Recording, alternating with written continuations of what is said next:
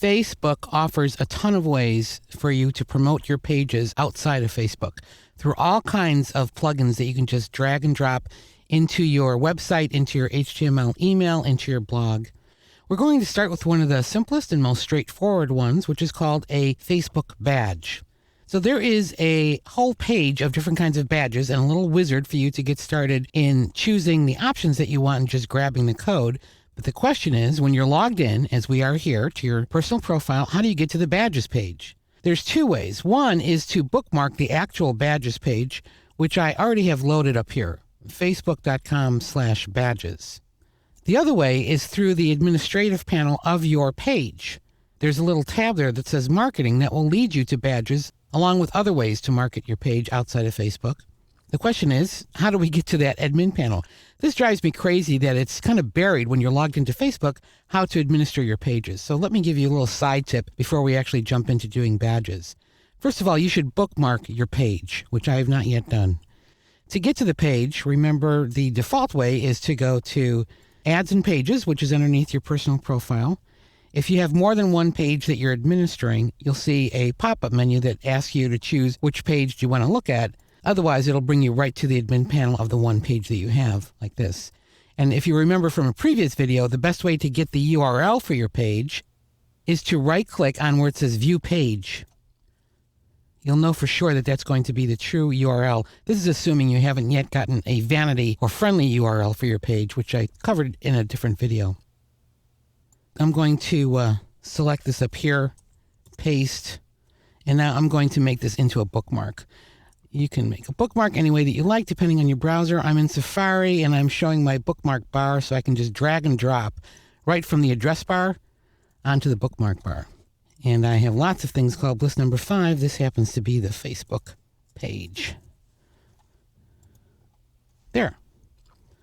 So now, next time that I come to Facebook, when I want to get to my page, I'll just click that. And I want to edit the page.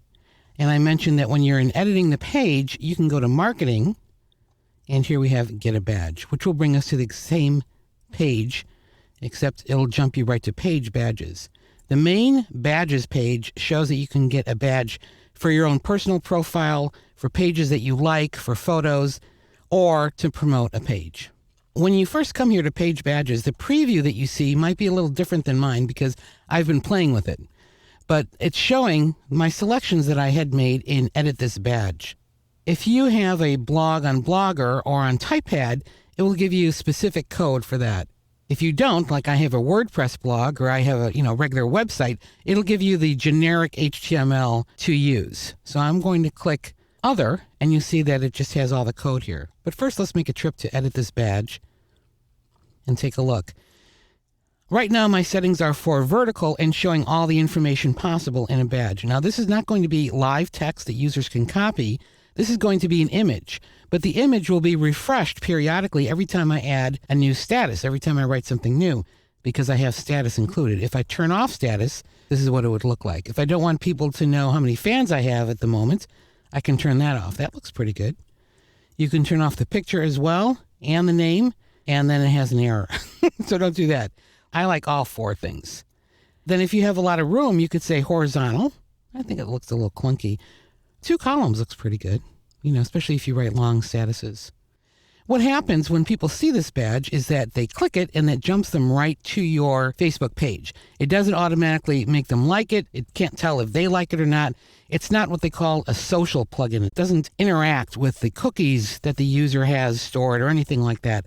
This is just like a plain graphic that links to your page, but it keeps up to date with your profile picture, your number of fans, and your status, which is nice. I'm going to go back to vertical, click Save, and I want to add it to my WordPress blog, so I'll click Other, click in here, Copy, and we're going to add it to the Bliss number 5 website. Remember, this is our blog, and here we see the Twitter badge and the Twitter feed from the Twitter chapter. We're going to add our little Facebook fan page right below here. So I've already logged into the admin panel, and I'm in Design and Widgets for my blog. And as I mentioned before, I like this method of adding feeds from various places because I can just paste the code into one of these text frames.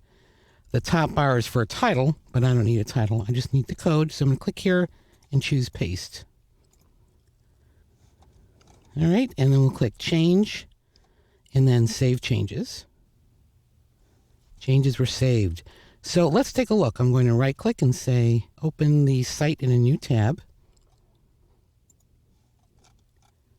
There it is. How beautiful. So list number 5 is the name of this. If you know how to edit code, you could go into that code and actually delete the name. You can delete and edit a lot of this information, but right out of the box, it works perfectly. So now when somebody comes to the website, they just click here and it brings them right to your Facebook page. That's how easy it is to add a badge to your website.